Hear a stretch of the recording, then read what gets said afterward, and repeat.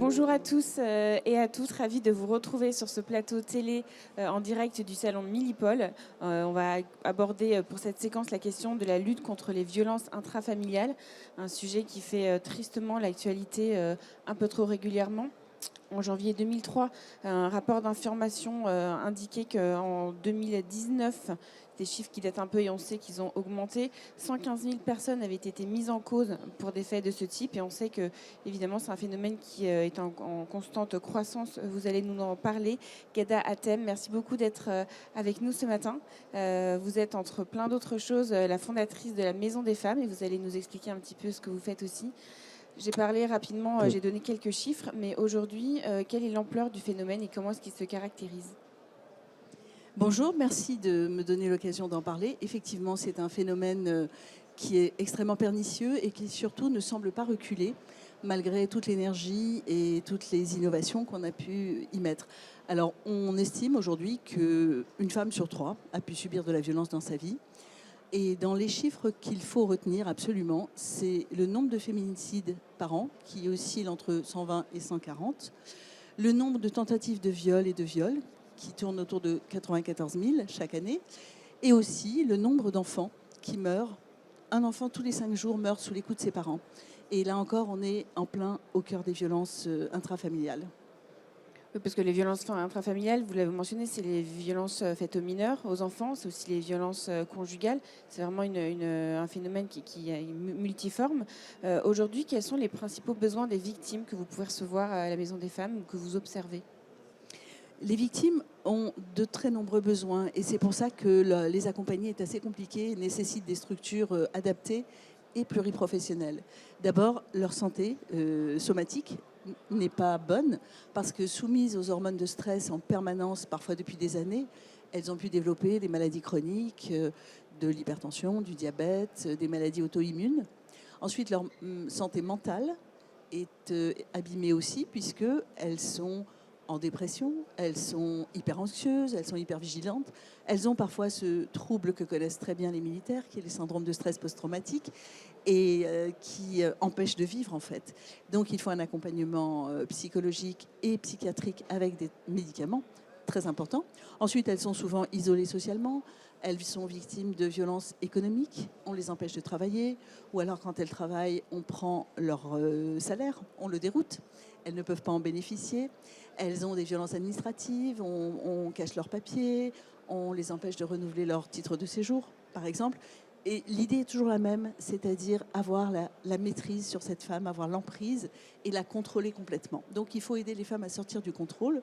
Et pour ça, il faut des professionnels, mais il faut aussi de l'argent, il faut de l'hébergement. On ne peut pas partir si on ne sait pas où aller, parce que c'est pire, surtout quand on a des enfants. Donc on a beaucoup dit qu'il fallait que la parole se libère. C'est vrai, c'est le début.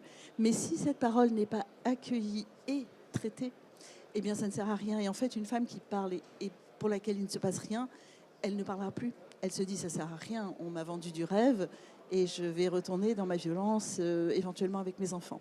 Donc, il faut que tout le monde soit formé. Donc, ça commence par, bien sûr, les soignants, mais juste après, police et gendarmerie, magistrats, avocats.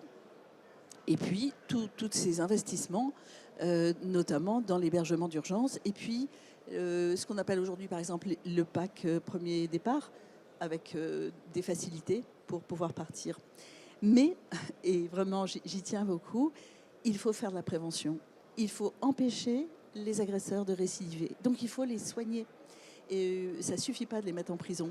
Et aujourd'hui, on voit que les prisons sont malheureusement occupées à 94% ou 15%, je ne sais plus, par des hommes, et que la plupart des auteurs de violences sont des hommes, quelle que soit la violence. Même elle peut être vol, je ne sais pas moi, cambriolage, n'importe quoi. La plupart du temps, ce sont des hommes. Et ça a un coût pharaonique. Des personnes ont essayé de calculer ce coût, c'est plus de 100 milliards d'euros. Avec 100 milliards d'euros, on pourrait faire énormément de choses. Alors justement, qu'est-ce que vous proposez ? Quel est l'accompagnement que vous proposez à toutes ces victimes à la Maison des Femmes ? Alors, lorsqu'une femme éprouve le besoin et se sent enfin en capacité de se mobiliser, elle nous appelle. On la reçoit pour une évaluation. Elle rencontre un médecin, une sage-femme. une psychologue et une travailleuse sociale. Et une fois qu'on a fait le point sur ses besoins, on va lui proposer un parcours de soins. Elle va venir peut-être tous les 15 jours voir la psychologue, tous les mois voir son coordonnateur de soins. Et on va lui proposer de déposer plainte si elle veut, parce que nous avons la chance d'avoir des policiers qui ont accepté d'avoir une formation complémentaire et qui viennent, ils sont volontaires, pas bénévoles, toutes les semaines, prendre les plaintes chez nous. On va lui proposer notre permanence juridique et l'accès à des avocats bienveillants et qui prennent l'aide juridictionnelle, par exemple. On va lui proposer de travailler sur son corps, parce que c'est le corps aussi qui est agressé, donc il faut tout un accompagnement corporel, kiné, ostéo, psychomotricien, et des groupes de parole pour s'exprimer, des ateliers pour que l'art, par exemple, ou le sport puisse vous aider à reprendre une certaine estime de vous-même et être en capacité d'agir. On a une petite consultation pour les enfants. Il faut évaluer le mal-être des enfants. Il faut parfois pouvoir signaler au procureur des enfants en danger que leur maman, trop abîmée et trop anxieuse, n'arrive plus à protéger. Et ça, c'est aussi notre rôle, la protection de l'enfance. Et on espère, avec tout ça, pouvoir les accompagner aussi vers du relogement. Et vous mentionniez tout à l'heure que le fait que vous travaillez assez étroitement avec les forces de sécurité, police, gendarmerie, toute la chaîne judiciaire aussi. Concrètement, comment prend forme cette coopération et comment elle se manifeste? Alors aujourd'hui, nous avons deux sortes d'actions. La première, c'est cette formation des policiers dans laquelle nous sommes engagés. Et une fois par mois, nous avons une demi-journée de formation des différents équipages. Et puis aussi, les policiers changent souvent d'affectation. Donc il faut régulièrement les reformer. C'est pour ça qu'on le fait très très souvent. On les accueille en stage chez nous aussi. Il y a des policiers qui viennent passer une semaine chez nous et qui comprennent en fait beaucoup mieux, notamment en allant avec les psychiatres en consultation, pourquoi une victime qui leur paraissait si bizarre, peut-être menteuse, pas sûre d'elle, en fait, c'est juste qu'elle est dans un grand état de stress et c'est pour ça qu'elle semble incohérente. Donc ça, pour eux, c'est souvent une révélation. En tout cas, ils nous disent qu'ils comprennent beaucoup mieux et qu'ils ne vont plus travailler de la même façon. Ça nous fait très plaisir. Et puis, on essaie d'agir aussi au niveau des agresseurs.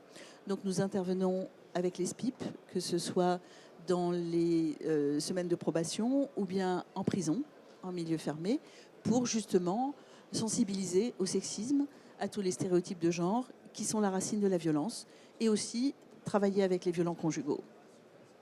Et quelles sont, selon vous, les actions prioritaires à mener aujourd'hui pour faire avancer les choses rapidement?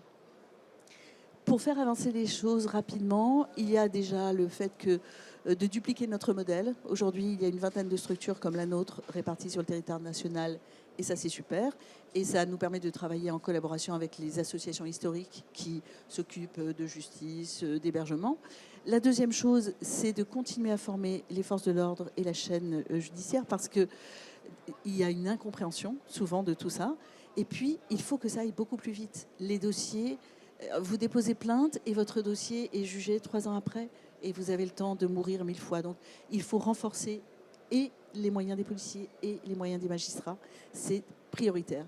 Et la troisième chose, c'est agir sur la prévention, aller dans les lycées et les collèges, parler de la violence aux hommes, essayer de faire en sorte qu'ils aient un autre logiciel.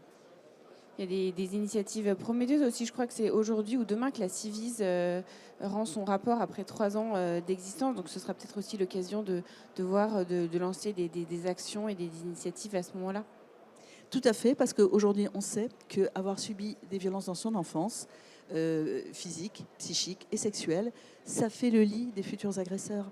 Et si on ne traite pas ça très jeune, eh bien, on aura beaucoup de mal à rattraper les choses. Donc effectivement, on oriente sur la sensibilisation, la prévention, comme vous le mentionnez, qui est un des éléments clés pour faire avancer les choses sur ce sujet. Merci beaucoup, Ghada, d'avoir été avec nous ce matin. Et puis on suivra évidemment toujours avec intérêt ce que vous faites à la Maison des Femmes. Et puis on attend donc le rapport de la Civise en espérant voir les choses s'arranger, ou en tout cas avancer sur ces sujets si préoccupants. Merci beaucoup, Ghada. Merci à vous.